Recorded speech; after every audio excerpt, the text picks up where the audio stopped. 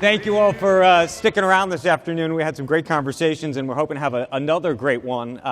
It is my pleasure, an honor, a privilege, really, to have this conversation about the future with two gentlemen who know probably more about it than most. The fellow all the way to my right, to your left, does not need any introduction, Elon Musk.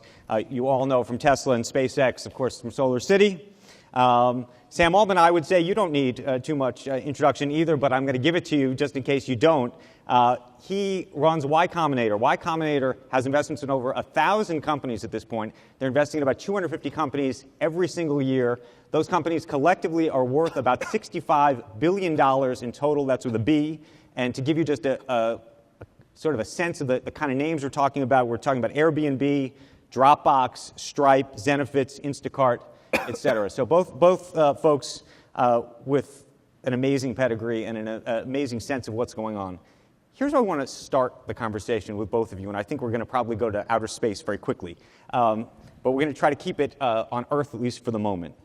When you think about innovation, and you think about where we are going to be 10, 15, 20 years, and what to invest in and what to make, I'm going to make it hard for you, Elon. If you took Tesla out of it, took Solar City out of it, took SpaceX out of it, and you said, I could go start a new company tomorrow, it would be what? It would be in what area? Where would you start thinking about? Well, I think there's some there's a fairly obvious opportunity in electric aircraft, because all transport will electrify over time, with the exception of rockets, ironically. Yeah.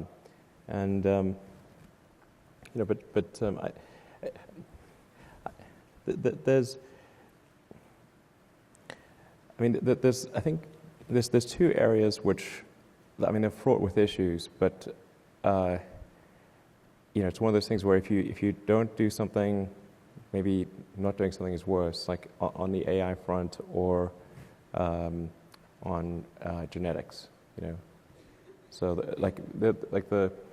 those are the two things I think, besides sustainable transport, the internet, and making life multiplanetary, rewriting genetics and AI, the latter two are the ones that can most change destiny of humanity. But they're really dodgy. So maybe I'd try to do something in one of those two areas, but they're fraught with difficulty. Elizabeth Holmes was here earlier, spoke during the lunch hour. Do you think about genetics and longevity and trying to sort of avoid? Your friend Larry Page is investing in a business hoping to end death. I don't. I'm not actually a huge proponent of longevity. I do think that having a good life for longer is better. Like you'd want to address the things that happen to you when you're older, like dementia and so forth. Those are pretty important. But I'm not sure I'd sort of actually want to do that. I want to get into the genetics thing, but it is something that's going to fundamentally change humanity and along with AI. So you don't want to live forever so that you can actually get to Mars? I definitely don't want to live forever. How many years do you want to live? I don't know, 100 good ones. 100 good ones or 100 more good ones? You're 44? 100 good ones in total, I think, is probably fine. Maybe a bit longer. Sam, where would you put your money? You're the investor here. Well, we try to invest in a very broad range of technologies. So we funded an electric airplane, or funding an electric airplane company. We've done AI companies. We've done. How realistic is the electric airplane, by the way? I think it should work. I think it makes sense. Yeah, absolutely. The math should work. I think I no huge surprise, but I'll agree with Elon on those two areas. I think if you could pick two things, and I'm not already working really hard on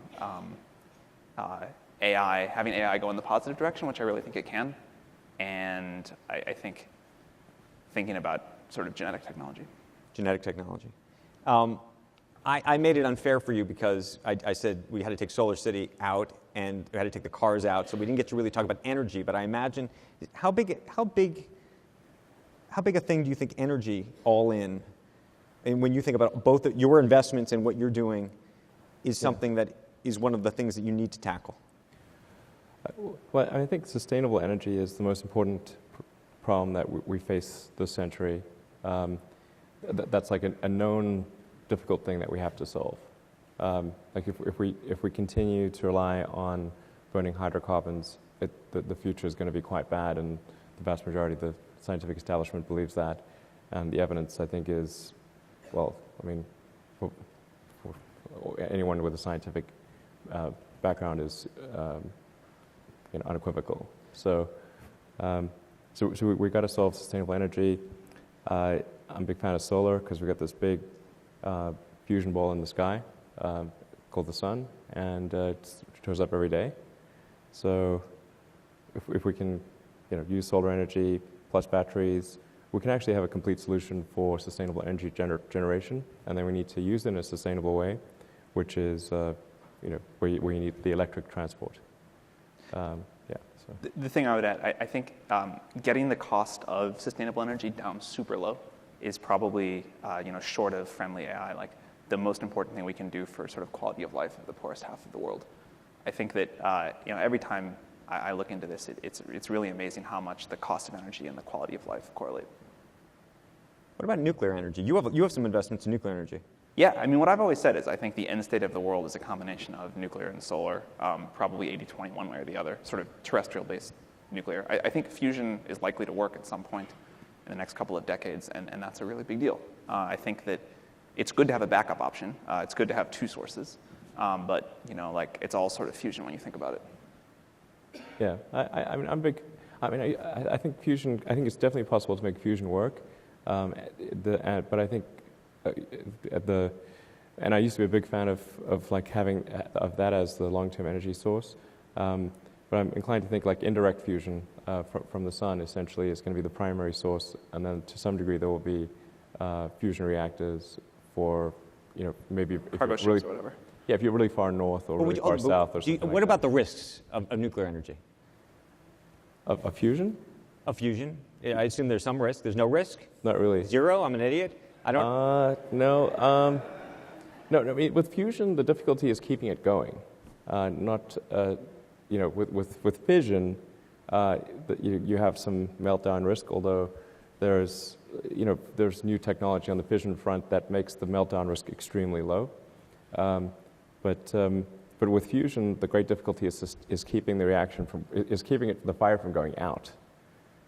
It's quite hard to sustain a fusion reaction unless you have something very big like the sun, and where you have the sun has gravitational confinement of the fusion reaction. So since you can't do gravitational confinement on Earth, you have to do some sort of electromagnetic confinement in one form or another, or a kinetic confinement by slamming things into each other. So it's quite tricky to prevent a fusion explosion from not immediately extinguishing. Got it. So fusion is like... I mean, probably what you do is just repeat it every second or whatever. So I mean, just to sort of, fusion is like when you take, say, two hydrogen atoms or two hydrogen isotopes technically, and slam them together and form helium. That's fusion. Right. And then fission is like when you've got like a heavy atom that is decaying at a relatively like a noticeable rate, like uranium or plutonium, and decays into smaller atoms. Then that's fission. Okay, I didn't do so well in science, so we're going to try to move along. But you recently said that you wanted to nuke Mars. I didn't really I was using understand sort of that. colloquial Maybe you could terms there. explain. Then you guys in the back were doing some science talk about how nuking Mars would work. Yeah. So nuking Mars, I sort of was a little flippant about that. I think it's a really decent idea. Thank you. So yeah, what I was really getting at, but it's hard to convey that in like 30 seconds, on the the Late Show with Stephen Colbert, was that the sun is a nuclear explosion, a fusion explosion. That's what the sun is. It's an ongoing fusion explosion. So if you wanted to add energy to Mars, like warm up Mars, really the source of almost all energy in the universe is fusion. Even fission is, originally there was fusion, and then that then later resulted in fission. But what I was really talking about is creating two little suns, two pulsing suns above the north and south pole of Mars that would warm the poles up enough so that the frozen CO2 would gasify and densify the atmosphere. Some of the water would also heat up, and you'd have sort of more water vapor and CO2 in the Martian atmosphere, which in that case is good because the CO2 ends up warming Mars up. And so you get a positive sort of reaction, like it's a positive cycle of warming on Mars. Like you want to warm Mars up, but you don't want to warm Earth up, so. Why would you ever want to live on Mars? It looks like a great adventure to me. Beyond the adventure, do you actually, both of you're investing in stuff that hopefully one day will go to Mars. Nothing for Mars, but excuse me. Nothing for Mars, but I hope Elon goes. I think that would be cool. But is that just for one person? What's going to happen? No, really, I want to. Yeah. Well, I mean, the Mars thing is really like if you say what is going to be really important to the preservation of civilization or life as we know it, more than just humanity, because of course we would bring life as we know it to Mars. And there's no life that we can detect on the surface of Mars. There may be some subterranean bacterial life, but it's on the surface there isn't anything. So this would be the extension of life to another planet, or life as we know it to another planet, and I think would make a huge difference to the probable lifespan of human civilization and life as we know it. So it's sort of like an insurance policy. A life insurance policy for life collectively, and so it's probable. Because you think global warming. What do you think is going to happen here? I do want to be clear. This is a. I mean, I think it's important that we become a multi-planet species, not a single planet species, but on another planet. So this is if we. It's like what kind of future do you want to have? Do you want to have a future where we are forever confined to one planet, or one where we are out there exploring the stars and on many planets? And I think the latter one is far more exciting and inspiring, because the former is basically waiting around until some extinction event. So, because eventually there will be one. And it might be quite far in the future, but it also might not be far in the future. So there's really two main reasons, I think, to make life multiplanetary and to establish a self-sustaining civilization on Mars. One is the defensive reason to ensure that the light of consciousness as we know it is not extinguished or lasts much longer. And the second is that it would be an amazing adventure that we could all enjoy vicariously, if not personally.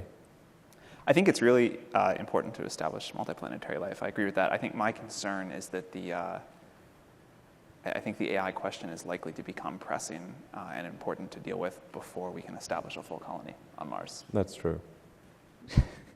And I think even if not, then the AI can go to Mars on a laser beam. The AI goes easier. to. It's very hard. What does that even mean? It's like just beams itself there. Yeah, I mean it's very hard like to send a a human through space. But the AI is going to go. Like 20 minutes, on a laser beam. It's easy. Do you guys believe in life forms outside of Earth? Do you think there are?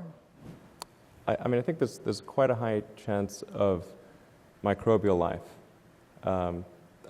There's a much that then as you get more advanced in life, that there's less and less likelihood of sophisticated life. But do you think there's do you think there are aliens out there that we can talk to? You mean, as opposed to bacteria? Yeah. Yeah. There's a great Onion article recently about like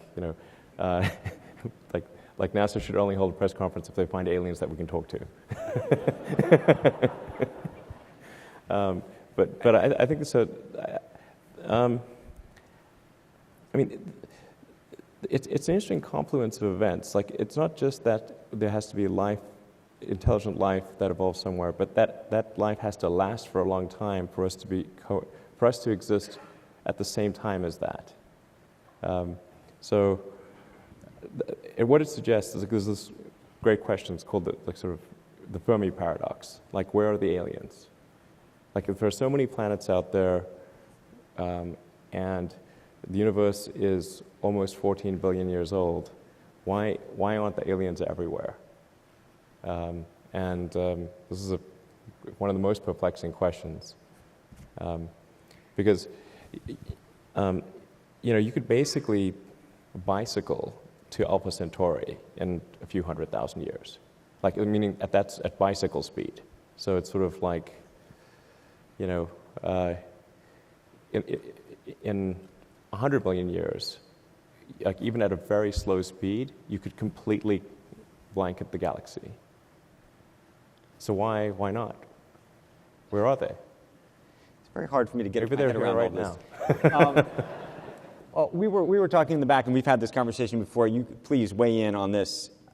And I think it's a thought experiment that you have suggested, that we are all collectively right now living in a simulation.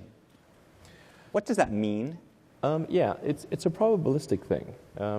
So really, if you look at say the advancement of video games from say 40 years ago, when we started out with Pong, and you just had rectangles batting a rectangle to each other, and now we've got photorealistic 3D simulations with millions of people playing simultaneously, or 3D games with millions of people playing simultaneously, that are just getting better. Now we've got virtual reality headsets, so you can just put it on and it feels like you're right there. You'll have haptic feedback, meaning force feedback sticks, so you can actually pick up something and feel like you're picking up something, like have haptic gloves. And if you extrapolate that advancement at any rate at all, like if you say, okay, let's say it slows down by a factor of 100 starting right now. Okay, so then I mean, the video games will be indistinguishable from reality in, let's say, 200 years instead of 20 years or something like that. But you don't think that we're in a game right now? Okay, well, but somebody has a joystick somewhere else in some other. You know where I'm going with this. It certainly this. doesn't feel like that. I mean, I don't think I'm being played by somebody in a video game. But then people in video games don't generally think that. I certainly think if you talk to people who use the latest virtual reality equipment in sort of a big space where they sort of map like benches in the space to benches in the game and the environment, they have this experience when they do that for the first time, and then they take it off, and then they just freeze for 10 seconds, and then you talk to them, and it's clear that like their belief that this is actual reality has been shaken, because they were so convinced in virtual reality that was real. And so if I can take this off, like, why aren't there other layers? I also think it ties interestingly back to the Fermi paradox.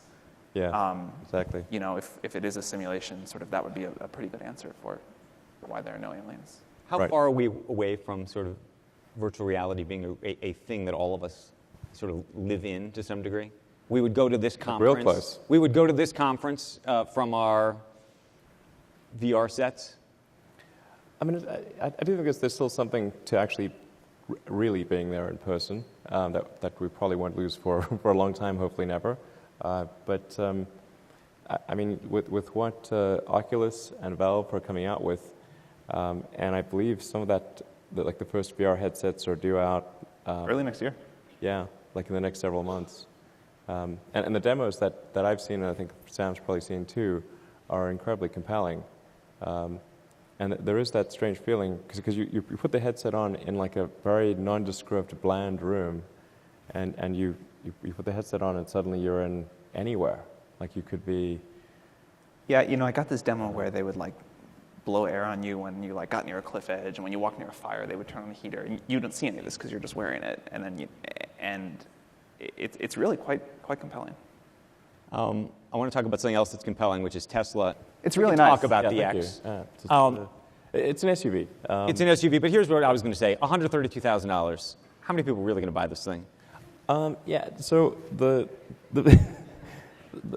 first cars that are produced are the sort of fully optioned version. So it's not like a base price of $132,000. It's I'm And we'll have a version that's still expensive, on the expensive side, but before any incentives would be about $75K next year. With incentives and whatnot, it's maybe 65. So it's still expensive, but it's not as crazy as 132. Right. And then in a couple of years, we should have the Model 3, and that'll be starting price of $35,000. So it's a smaller car, but it's a lot more affordable. Okay, so for the Tesla sort of real aficionados who follow you on Twitter, you need to answer one thing, which is last week somebody tweeted at you, I think about the X, and then you put out a tweet that mentioned the Y and the 3, and then you deleted the tweet. Yes, this has and no everybody significance. wants to know why you deleted the tweet and what the tweet actually said.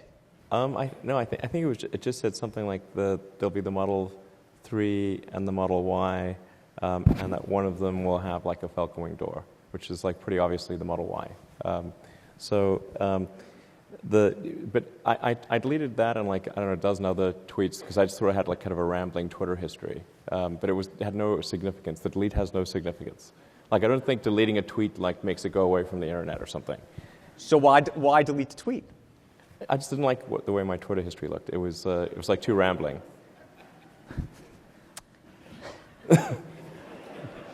You've invested in Twitter. In Tesla. Yeah. You own a Tesla. Yeah. Make the case for those who are out there. Make it harder because he has to do it now. Why? What is this going to become in your mind? You sure you don't want him to answer? Yeah, we know what he's going to say. Look, I mean, I think as most people who own one think it's the best car like out there. I had a Roadster before a Tesla Roadster, which was not the best car. But the Model S, it really is. Like, it's the best car on the market. And I think that people think of this like existing car companies, but actually this is like a software company with a car attached to it. And it's, you just like, you sort of point and click. You like point the wheel somewhere, you push the thing down, and it just kind of gets there. It doesn't make noise. It's very reliable. The software actually works. It's the only car with good software. So I think people really like it. Now, yeah, it's like really expensive still, but I think, I'm confident that a mass market Tesla will do very well. And I also think the other electric cars I've driven feel like many years behind. Right. You talked about this being a software company. Do you think of yourself as a software company? I think we're a software and a hardware company, but the software component does become increasingly important. So you got to get both right, because it's a holistic product experience. But software is increasingly an increasing proportion of the problem, particularly as you get to autonomy, So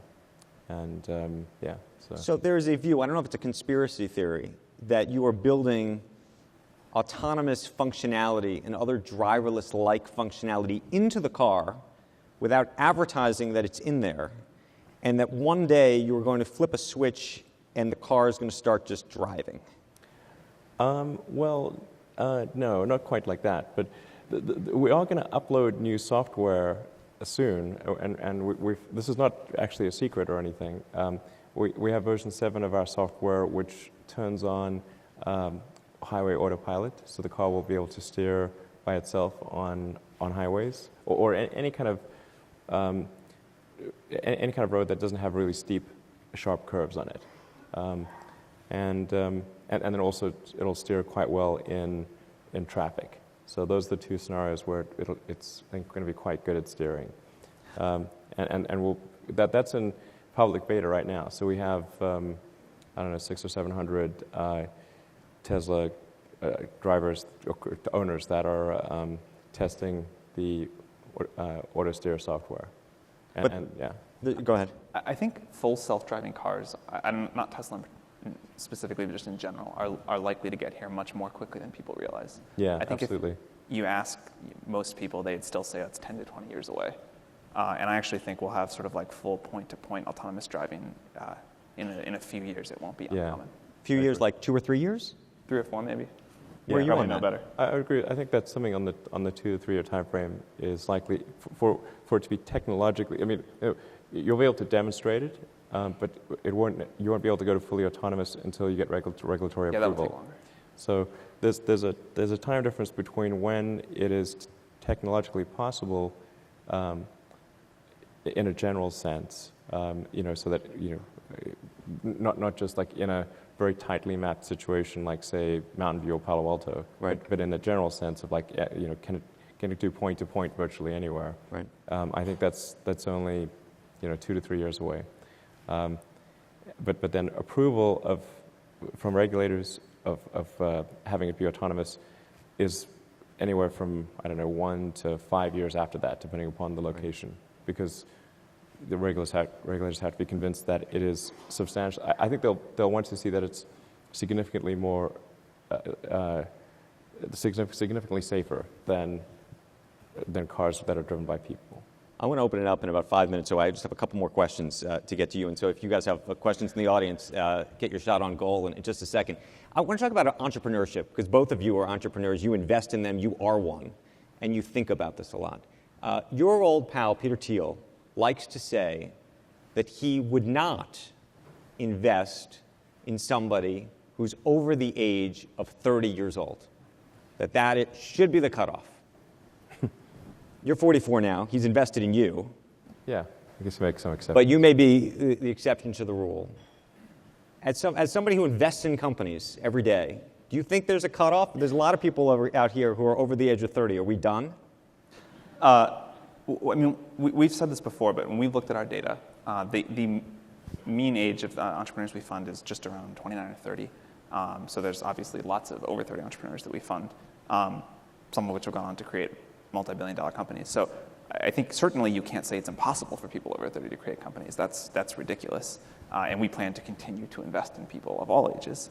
The correlation that we've noticed is that if you look at the really successful companies we've had, the multi-billion-dollar companies, the average age for those founders does skew significantly younger, but the success rate of founders of this binary is the company's success or not skews older than 30.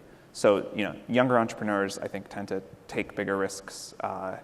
Maybe they're willing to work on these very long time horizon projects, but that's the only correlation we see. I think it would be a crazy strategy to say I'm never going to invest in anyone over 30. Yeah, no, I think it's. I don't think Peter meant that either.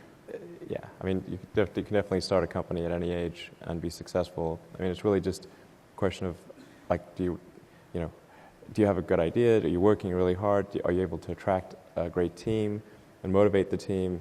And that's sort of really what matters. But you've had multiple ideas. And there's another view, by the way, which is that you can only really have one great idea, right? That everybody sort of has maybe one great idea. It's not really the idea. There's that old saying, it's 1% inspiration, I think, and 99% perspiration, I think is generally true.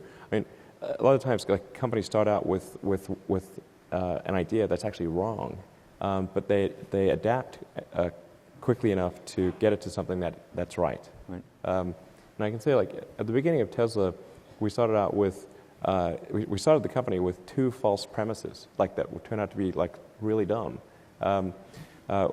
One was that we'd be able to license the drivetrain technology from a company called AC Propulsion in Southern California, and that it would just work. That totally didn't work. And then we also thought we'd be able to adapt the Lotus Elise chassis at low cost and be able to essentially put the AC Propulsion drivetrain technology in a Lotus Elise chassis, and then just build that quickly and sell it, and that would be okay. But like I said, the AC propulsion technology did not lend itself to any kind of cost-effective, reliable car. It was okay for a small prototype, but not for a commercial product. And then the Lotus Elise. That ended up being worse than if we had designed a car from the beginning, because we ended up changing 96% of the components in the car, and in validating all of the crash results and all the safety stuff, the car ended up being 30% heavier, it had to be longer, and it ended up being if you had a house in mind, and instead of actually building a house from scratch, you got some existing house, and ended up knocking everything except one wall in the basement out. And it would have been better to just build the house from the beginning, the house you wanted. So it basically, Tesla was started on the basis of two dumb ideas. But we managed to, it was a tough one to overcome those two issues, but we managed to get past them. So that's, I think, the more important thing is, like, start somewhere and then, really be prepared to question your assumptions, fix what you did wrong, and adapt to reality. How did you run two companies at the same time? Jack Dorsey's about to take this on in a meaningful way. What does a day in the life of Elon Musk actually look like? Yeah, I wouldn't recommend running two companies. It decreases your freedom quite a lot. So, and I'll tell you what. So my day is probably a bit different than people think it is. I mean, most of my time is actually spent on engineering and design. So that's probably, I don't know, like 70% of my time. Like press stuff like this is maybe 2 or 3% of my time. It's really, really tiny. And I'm going to reduce it even further to probably like 1% of my time. So. Real quick, and then we'll go to the audience, politics. I want to ask you two political questions. One is innovation in politics. When do you think there'll ever be a day where we actually vote on our phone? We stupidly seem to still go and vote, in our local district, oftentimes at a local school. And I also wanted to get your sense of who out there you may or may not like right now in terms of what you guys do and who you think might do the best. All right, I'll take the first question, and Elon can answer the second. Trump's amazing. I think that, yes, we will someday vote on our phones. I think and it will have a significant impact because it'll really change the people who vote. So I think that may take a while because there are a lot of people who don't want to see the electorate change, but over a 20-year time frame. I always try to think about things over these sort of 10 or 20-year time frames. I think you can get so caught up in what's happening this month or next year. Are we in a bubble? Are we buying at a low tick or a high tick? But eventually it's going to happen, and I take solace in that. Anyway, Elon on Donald Trump. Yeah. He asked you. I mean, I don't really have strong feelings, except that hopefully Trump doesn't get the nomination of, the Republican Party. That's because I think that's, that wouldn't be good. But I mean, Barry Diller said he would move out of the country. What about really? you? No, I'm going to move it. I mean, I think like at most he would get the Republican nomination, but I think that would still be a bit embarrassing. So, I think that could happen. Yeah. You think it will happen? It could. It won't surprise me if it does. Yeah. I honestly don't have strong feelings about the. Do you get involved in politics? I get involved in politics as little as possible. Yeah. There's some amount that I have to get involved in. Mostly because SpaceX has to battle Boeing and Lockheed, for national security and civil space launch contracts. So if we don't battle them, then we'll lose. So, how corrupt is that whole thing? Yeah. Well, I mean, I actually would say that on balance, I guess it's not that corrupt, because if it was corrupt, then SpaceX would have no chance. Because SpaceX, it's gotten a bit bigger these days, but it was very tiny when we won our first government contract. And if it had been like deeply corrupt, then we would not have won anything. I think actually at the greater the level of visibility politically, the less corruption occurs. So I think there's actually probably like the least corruption at the presidential level, then at the Senate level and the House, and then there can be a bit more corruption at the state level. It's like basically how much attention are people paying?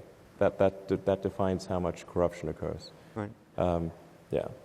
Perhaps, and we'll open it up, but it got me thinking. The only real big critique of some of your businesses is that they are subsidized to some degree by the government. Could these businesses succeed without government help?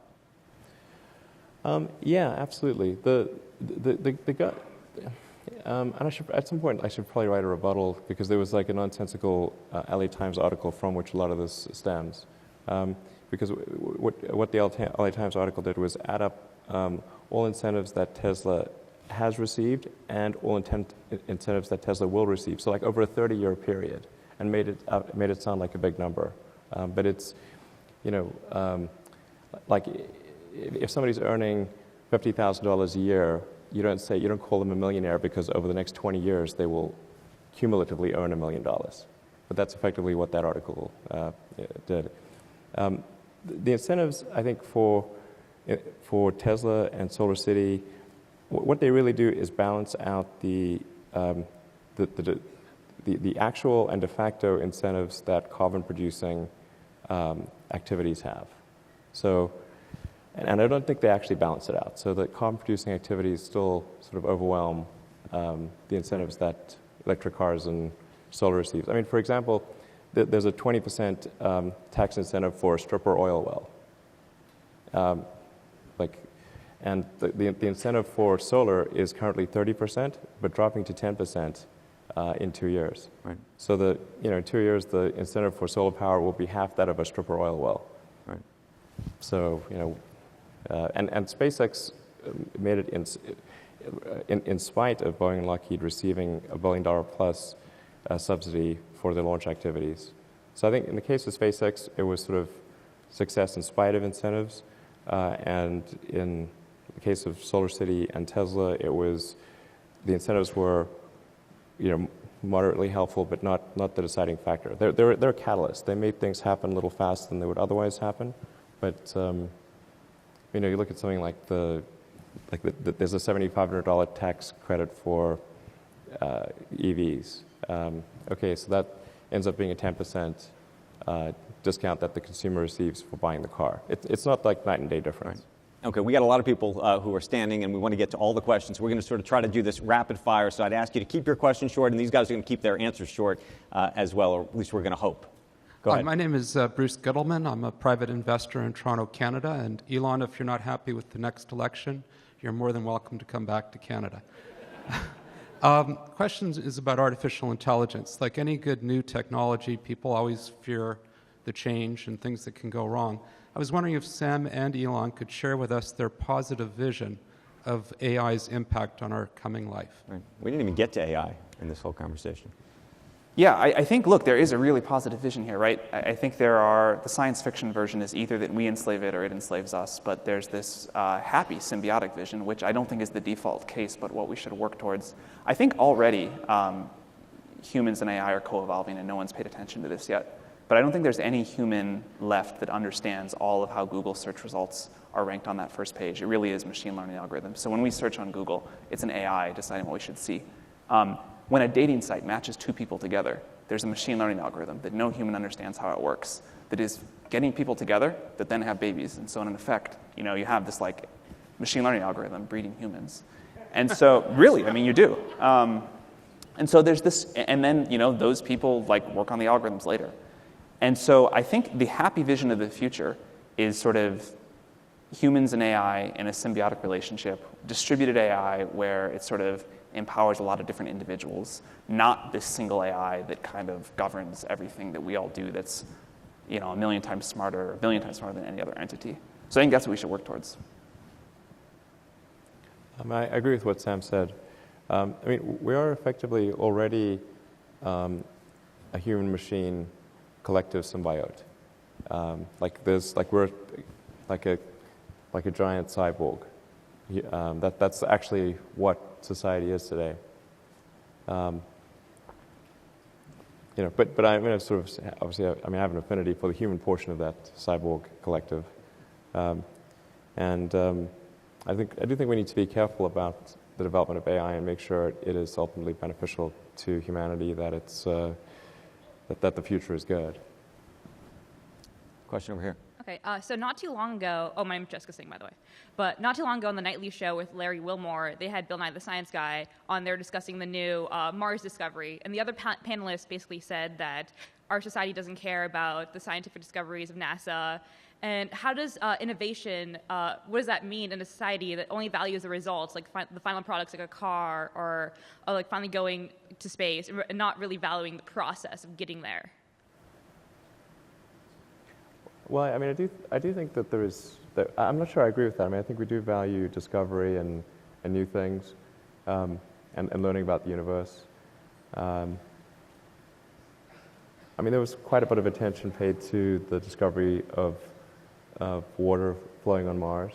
I mean, I'd certainly say that it should be more, but I think it's okay. I think it's not bad. I think we're better off than the show would suggest. Okay. Yeah. Okay, we're going to try to get to everybody up there if we can, so go ahead. Question for Elon. I understand that the Hyperloop was inspired by your opinions about California's high-speed rail, and could you share those opinions as well as a bit about the Hyperloop?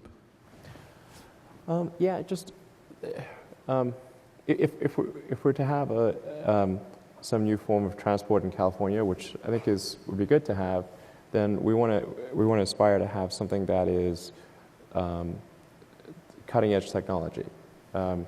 And when I was reading about the high-speed rail plan, it's a lot of money for something which isn't obviously compelling relative to a car or a plane, in terms of the time it would take to complete the journey. And it will saddle California taxpayers with a pretty significant amount of money that they've got to pay. So it's like if you pay a high price, you should have a great outcome. Like that should be the sensible thing. And that doesn't seem to be what is happening from what I can tell. And so I was trying to think, well, what would be the fastest way you could get from, say, LA to San Francisco or cities in between, and ended up mentioning that I had an idea actually at a talk, not unlike this, and then discovered my initial idea didn't work, and then kept iterating with a bunch of other people, and came up with the Hyperloop. So that's sort of where it finally did work from a technical standpoint. And now there are some companies pursuing that, which is awesome, and I hope we see it come to fruition. SpaceX is doing a Hyperloop student competition where teams will compete to see who can make the best pod, and so we're doing a sort of a mile-long Hyperloop section in LA, just right near SpaceX, really Hawthorne technically, but LA County, and so I think that's going to be pretty exciting to see what the students can come up with and who can come up with the most advanced pod design. I think we're going to set it so that like the winner would be who can get their pod to go the fastest within a 1 mile section, and then have a big crash area at the end. Plus if the pod doesn't slow down in time, can sort of get into the crash area. I think that'll be quite an exciting competition. We got a couple more seconds. We'll grab it. Thank you. Hello, my name is Barish. I'm a computer science student at Stanford, and so far, vast majority of startups we heard here today, or the ones we hear on the news, are brilliant innovations on business models that are supported by technology. On the other hand, the ones that are based on true technical innovations are kind of limited, that we have a few examples here. I want to ask Sam, why do you think that might be the case?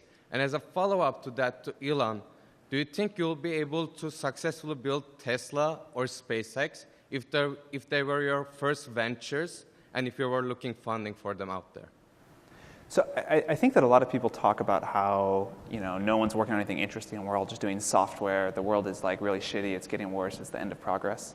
And I've never agreed with this. I think so. Two-part answer. One, I actually think we're on an incredible pace of innovation. What's happening, as what happens historically, is that when there's a great opportunity, sort of talent sloshes around and finds that. And there's been incredible progress in software in the last couple of decades. There will be more. And so a lot of talented people are choosing to work on it. But that doesn't mean we're not making progress. It just means this one area is transforming the world incredibly quickly. People are doing other things as well, as you mentioned. And at Y Combinator, we fund companies doing a lot of things. Here's the issue. The press loves to write about the software companies, and they have very little interest in writing about the other stuff. And so as an outsider, you would say, well, there's only software. But that just doesn't reflect reality. And, we fund companies doing all sorts of things, and I think we love funding technological innovation on a long time scale. The press does not love covering it. And also, I think there's nothing wrong with working on software. Yeah, I think for SpaceX and Tesla are probably not the ideal companies to have as the first thing. Generally, because if something is capital intensive, it's really hard to get going. Is it true that you totally ran out of money supporting those two companies? Yeah. Wow. Yeah, so I guess that would not have been a good first. No. The